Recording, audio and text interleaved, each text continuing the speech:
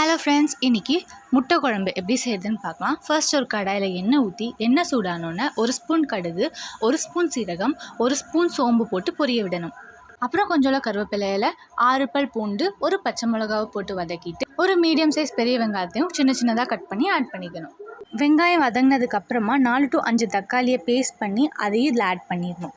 தக்காளி லைட்டாக வதங்கினதுக்கு அப்புறமா இதில் 1/2 ஸ்பூன் மஞ்சள் தூள், 1 ஸ்பூன் மிளகாய் தூள், 4 ஸ்பூன் மல்லித்தூள் ஆட் பண்ணி குழம்புக்கு தேவையான உப்பும் ஆட் பண்ணி நல்லா வதங்க விடணும்.